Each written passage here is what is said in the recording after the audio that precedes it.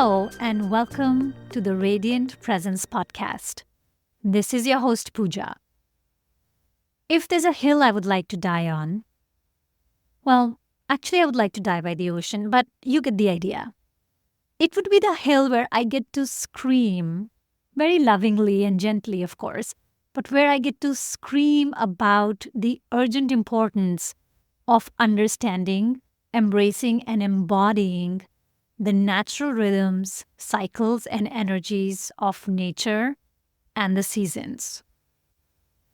Today, we are going to take a trip into the ancient Eastern world of India and Ayurveda, as well as China and traditional Chinese medicine, to find some practical solutions for the burnout that is occurring, both on an individual level to us as humans, but also collectively to our beautiful, magnificent planet and our only home.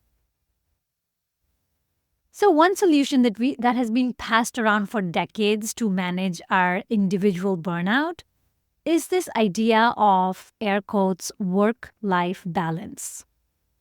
Well, ladies and gentlemen, that is the greatest bullshit that we have been fed. And we have actually felt like complete and utter failures at being unable to balance our work and our life. Well, surprise, surprise, our work and our life cannot be balanced. You know why? Because they're not opposite forces. Our work isn't a separate thing from our life. It is not the other end of the seesaw.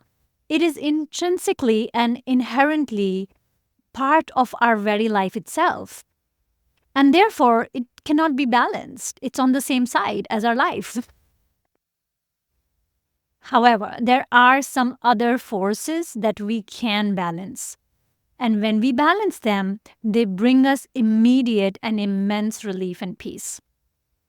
So that brings me to the first concept that I want to expand on today, which is this Chinese philosophy of yin and yang. It is this idea of energies and forces that are on opposite ends of a spectrum, but they exist on a continuum. They complement each other. Yin and yang are all about balancing two opposite but equal forces that we actually see and experience around us and within us all the time. Let's explore this with a few examples. Let's look at the energy of internal, which is yin, and external, which is yang. So I'm either inside the house or I'm outside the house. They're very clearly opposite actions, right? Now, if I stay inside my house for too long, that is not really healthy for me. And if by the same measure I'm outside my house for too long and too much, then that is also not healthy for me. It behooves me to enjoy my warm and cozy nest, feel nurtured and nourished inside my home, and then step out to be in the world. And when I have contributed and connected and satisfied my external responsibilities, it is then time for me to retreat and return to rest and nest. So you see that internal and external energies exist on a continuum and they can be balanced. It is ultimately up to us intentionally to balance both in order to live in harmony and in good health and in happiness. Let's look at another example. Day and night. During the day, I am active. I'm connected to the outside world. I'm burning my energy to be productive and creative and contributing to the world. And during the night, I am hopefully resting. I am disconnected from the outside world. I'm restoring my energy. I'm repairing what was burnt out so that I can wake up replenished. There are many energies like this that we interact with on a daily basis that can help us understand this idea of yin and yang and what truly and honestly can be balanced. Some other examples of yin and yang energies are hard and soft, expansion and contraction, intuition and logic, doing and being, action and passivity or stillness, talking and listening, loud and quiet. These forces are constantly at play in our lives. And as we learn to understand and observe them, that understanding can help us achieve a more balanced and harmonious life. An easy and powerful way for us to become aware of these forces is by understanding how Ayurveda approaches health, which is through the four seasons. We have four seasons, and we move through these four seasons in very different ways throughout our life. This way in which we experience the seasons is in the four seasons of the year. But we also experience the seasons in our entire lifetime, in a month during a woman's menstrual cycle, and in a 24-hour cycle of the day. Today, I want us to dive in and explore how we move through these seasons and achieve better balance. Let's take our lifetime itself. We follow the four seasons in our entire life. I'm going to use about 100 years to explain how we move through the seasons. We are in our spring season for the first 20 to 25 years. This time is all about growing, absorbing, developing, and learning. These are our very formative years when our physical, emotional, sexual, and mental infrastructure is getting installed, hopefully correctly. And we are like sponges. We absorb information from our environment, from our family, from our school, from our culture. We develop and explore our capabilities. We discover who we are. We develop a sense of self. It is truly a time of exploration, curiosity, potential, and possibilities. From spring, we step into our summer, ranging from 20-25 to 45-50 years.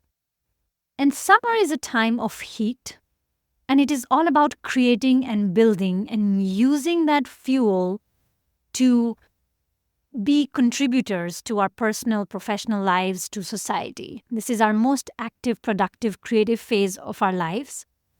We get to apply what we have learned during spring. We use this energy to build our careers, our businesses. We pursue our ambitions. We explore our creative potential. Summer is also a time of intense sexual capacities, and this is when we find our partners, we procreate, we create our families, we build our homes. It is a period of high energy, high productivity, and a very outward focus. Then we step into our fall season, which is roughly from 50 to 75 years. And in some ways, this is when we notice that our body is going through some changes. Some of the expansive, productive qualities that were available to us are not as easily accessible anymore. Also, what we were expected to be and do and create and produce is no longer really possible for our body the way it used to be. We often experience a very big shift in how we are being perceived and how we also perceive ourselves. This can be a time of an identity, existential crisis. However, if we are aligned with the energy of this season, it is a time for harvesting and sharing when we really start to see the fruits of our labor.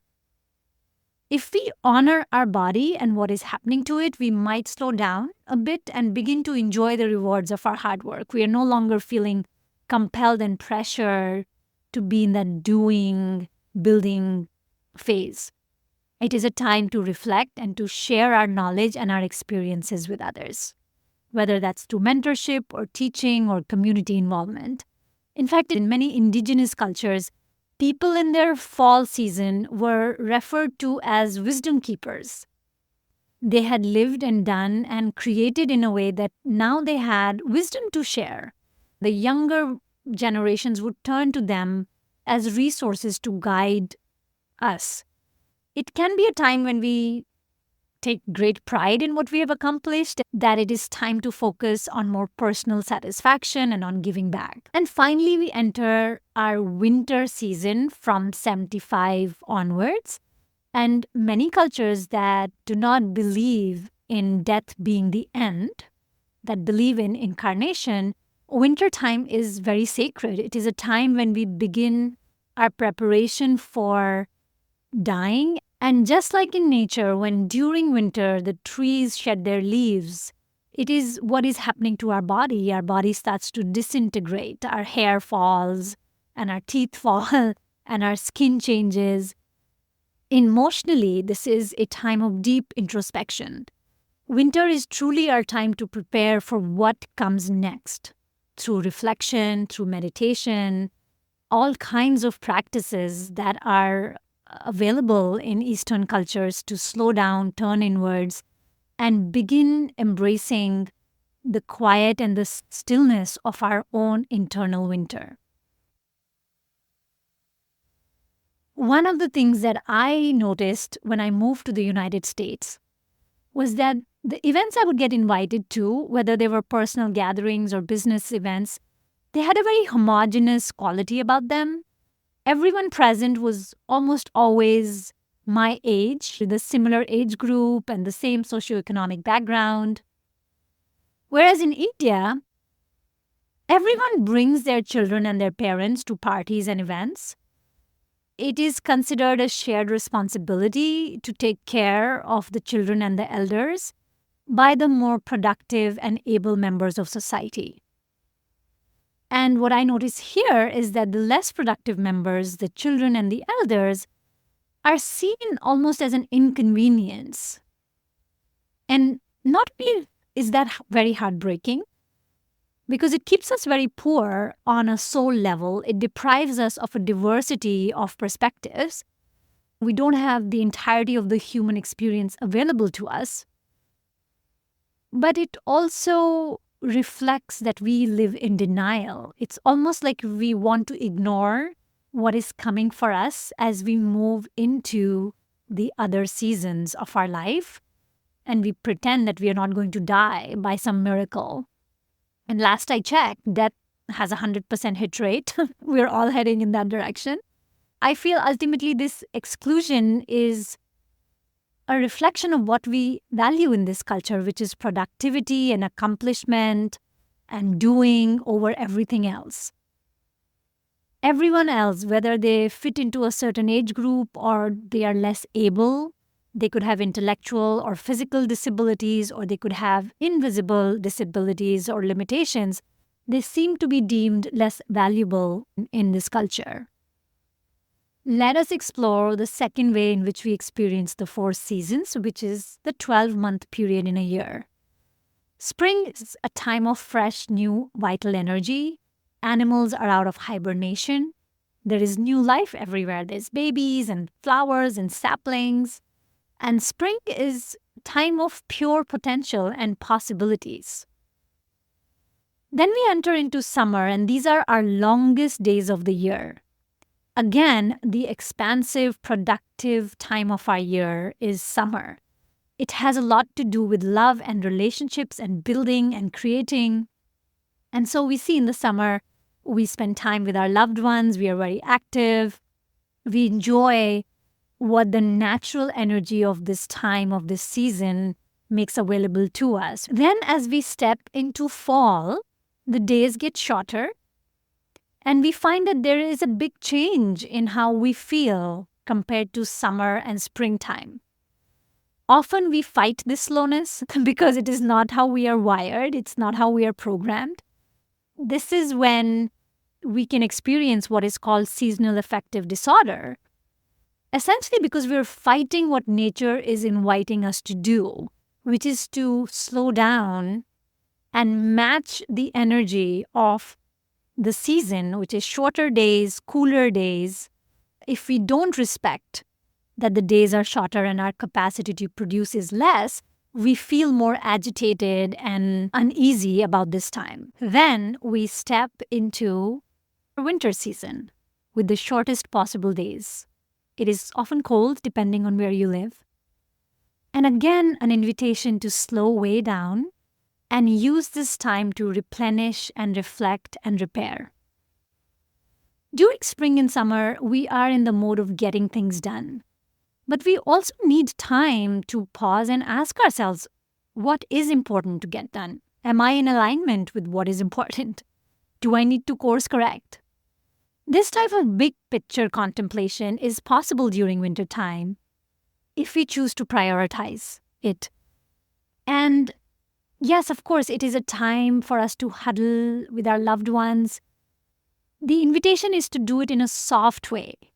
But what we end up doing is that we turn the holidays, which is a time for us to really gather and huddle, we turn it into a very high stress, high activity, high production time. We can exhaust ourselves by attending all the Christmas parties and the shopping and the traveling. And we can feel exhausted during this time because everything inside and around us is telling us otherwise.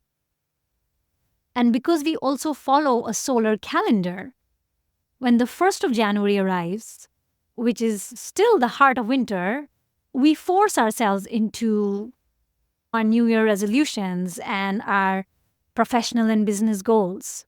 But the truth is, we are not ready. Our body is not there yet. And if we keep trying to maintain the energy and the momentum of summer all year long, we experience burnout. Let's go back to the original concept that I talked about of yin and yang, these opposite but complementary forces and energies that exist on a continuum and that need to be balanced. So summer is yang and winter is yin.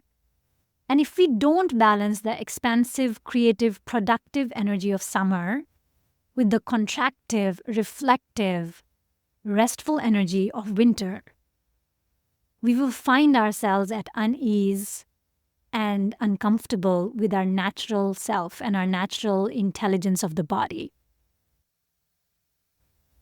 Then let's look at the 4 seasons and how we experience them in a 29.5-day menstrual cycle in a woman's body.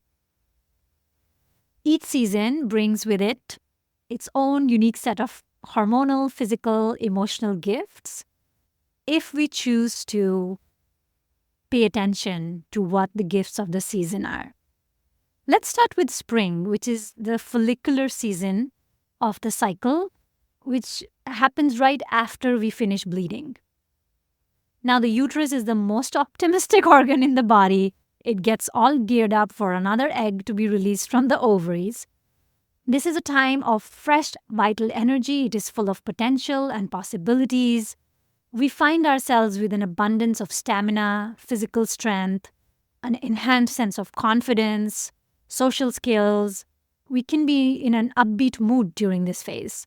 And our sense of confidence, creative energy, our ability to take risks, everything is at a high level during this phase. That continues as we step into our summer season. We also enjoy a very unique magnetism during this phase because biologically we are designed to attract mates. Our magnetism extends to our love life, to our social engagements. We are geared up for romantic activities and social gatherings. We have that momentum of high energy, high confidence, enhanced communication skills. And then comes the luteal phase, which we refer to as PMS. This is a woman's private seasonal affective disorder, if you will, because we notice that our energy dips and we tend to feel physically withdrawn. If we listen to our body, it is clearly asking us to slow down, make self-care a priority, to get comfortable and cozy. What is available to us during this time is something I dive into a lot of detail in my coaching, is that we have an enhanced awareness and attention to detail. So it's a good time to channelize that energy to complete activities that require an attention to detail and our problem solving skills. So, working with spreadsheets and our finances and cleaning out things and organizing cabinets, like this is what we are capable of doing, but we're not available for what we were available for during spring and summer. Then we step into our winter, which is our bleeding phase. This is a time of low physical energy. Just like the second half of PMS, it is a good time to rest and indulge in gentler, softer activities. Again, we have some superpowers during this time. There is equal communication between the left and the right brain. So it provides us very easy access to our intuition and to our psychic powers. It is also a time of deep release. So we can introspect, course correct, review during this time. Most women that I know and work with fight these phases, the fall and the winter, because they are not the same as the active, festive, relationship oriented seasons like spring and summer. They invite us to connect and communicate and engage in very different ways. But if we reject the energies of that season, we experience a deep resentment towards the body. Then we have still one more cycle to go, which is how we move through the seasons in a 24-hour cycle of the day. So let's start with spring. Spring of our day begins at 4 in the morning and lasts till 10 in the morning. Again, a time of fresh, new, vital energy. In a lot of cultures like India and China, you will see people step out to do their Tai Chi yoga practices. It's a time of fortifying our inner self because we're so absorbent. It's a time of filling in the good things, the good healthy breakfast, the meditation, the setting of intentions, so that when we step into summer, we are really, really primed. Then we are in our summertime from 10 a.m. to 4 p.m. This is when we have access to our highest mental focus, our highest mental awareness and capabilities. It's a productive time, it's a creative time. Then 4 o'clock comes, we step into our fall season, and guess what?